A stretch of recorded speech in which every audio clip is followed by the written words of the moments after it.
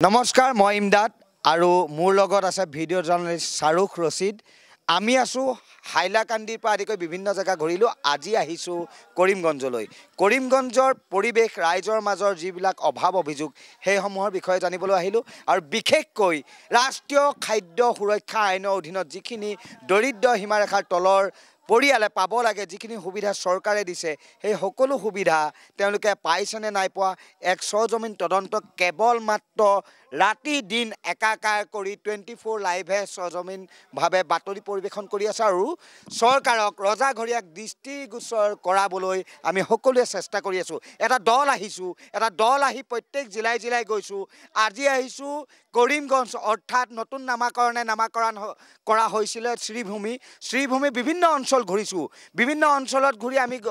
জানিব পাৰিছো যেন ইয়াত যি ধৰণে খাদ্য সুৰক্ষা আইনৰ অধীনত চাউল দিয়া হয় তেনে ধৰণে আটাও দিয়া হৈছে কিন্তু আটা তেওঁলোকৰ মাজত বিতৰণ কৰা হোৱা নাই তেওঁলোকৰ যিজন এজেন্ট আছে তেওঁ এওঁলোকক খবৰ নিদিয়ে বা তেওঁলোকে আটা বিচাৰিলে তেওঁলোকে উল্টাই খং কৰে বুলি কৈছে আৰু চাউলৰ কেলেংকাৰী বহুত আছে কোনোৱে যদি 25 কিলো পায় 22 কিলো দিয়ে 3 কিলো মাৰিছে মুখ্যমন্ত্ৰী গৰাকীয়ে কৈছিল যদি 100 গ্ৰামো যদি চাউল কোনোবাই মাৰে তেন্তে তেওঁক জেল হাজতলৈ পঠোৱা হ'ব কিন্তু এই দৰিদ্ৰ সীমাৰেখাৰ তলৰ যিখিনি পৰিয়াল তেওঁলোকে আটাটো বাদেই দিয়ক চাউলতো এনে ধৰণৰ কেলেংকাৰী চলিছে আৰু আটা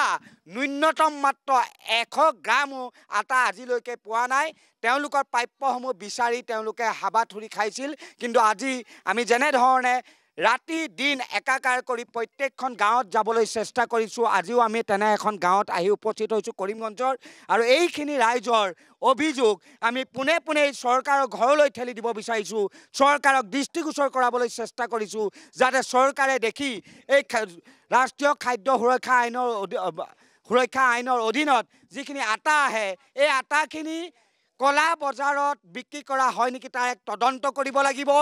এই আটাখিনি মিলৰ পৰা ক'ত যায় যদি এইখিনি মানুহে নাপায় মিলৰ পৰা ক'ত যোৱা হয় এই মিলৰ পৰা বিস্কুট ফেক্টৰীত যায় নে বিভিন্ন ধৰণৰ ডাঙৰ গেলামালৰ দোকানত পেকেটিং কৰি বিক্ৰী কৰা হয় ইয়াত কোনো মন্ত্ৰী বিধায়ক জড়িত হৈ আছে নেকি ইয়াত কোনো উচ্চ পদস্থ বিষয়া জড়িত হৈ আছে নেকি ইয়াত পঞ্চায়তৰ কোনবা বিষয়া জড়িত হৈ আছে নেকি এয়া কিন্তু প্ৰশ্নবোধক নহয় এয়া আপোনালোকৰ সকলোৰে মাজলৈ ঠেলি দিছো চৰকাৰে ইয়াৰ প্ৰত্যুত্তৰ দিব লাগিব খুব কম সময়ৰ ভিতৰত কাৰণ ৰাতি দিন একাকাৰ কৰি কেৱল ৰাইজৰ বাবে ৰাইজৰ স্বাৰ্থত 24 লাইভে প্ৰত্যেকটো অঞ্চলত সোমাইছে আৰু আটাটো কলৈ যায় কেনে ধৰণে কলা বেপাৰ হয় সেইখিনি তদন্ত কৰাৰ দায়িত্ব কিন্তু সেইখিনি উচিত শাস্তি প্ৰদান কৰাৰ দায়িত্ব কিন্তু চৰকাৰৰ আমি ৰাইজৰ মাজত আছো আপোনালোকে কেনে ধৰণে ৰেচন কাৰ্ড আছে ৰেচন কাৰ্ডৰ সুবিধাসমূহ পাইছেনে নাই পোৱা নাই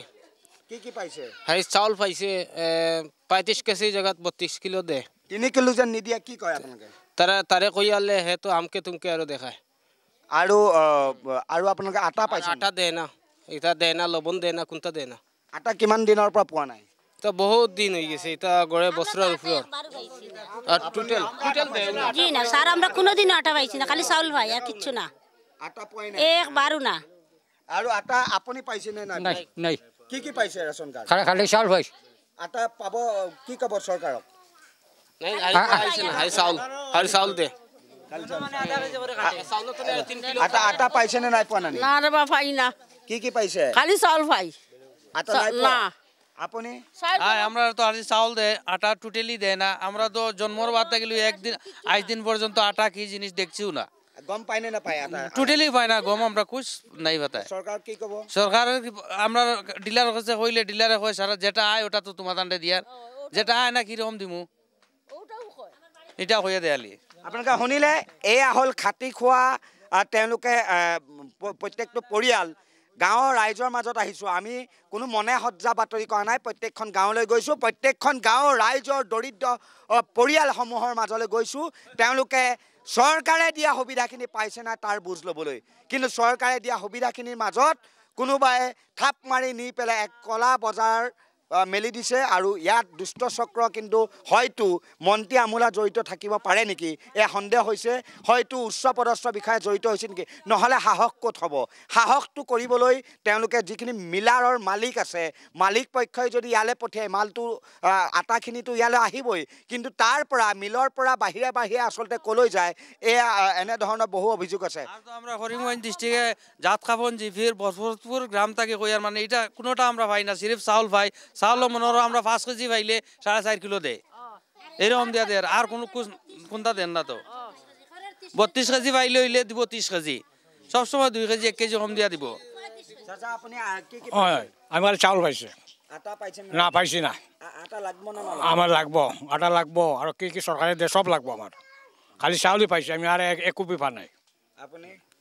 আমরা তো আটা উঠা কিছু জীবনেও পাইছি না চাউলও পাই চাউল যে জায়গাত পাইতাম 25 কেজি ও জায়গাত আমরা দেন 23 কেজি চাউল একটাও ফাদিল দেন না এজেন্টৰ নাম কি সমজিদ আলী সমজিদ আলী আসলতে এনে ধৰণে লুণ্ঠন চলাই আছে এইসকলৰ মাজত এয়া এখন গাঁও নহয় বহুত গাঁও ঘূৰিছোঁ আৰু প্ৰত্যেকখন গাঁৱতে একেই ছবি ইয়াৰ তদন্ত কেনেধৰণে হ'ব চৰকাৰে তদন্ত কেনেধৰণে কৰিব দুখীক কেনেধৰণে শাস্তি প্ৰদান কৰিব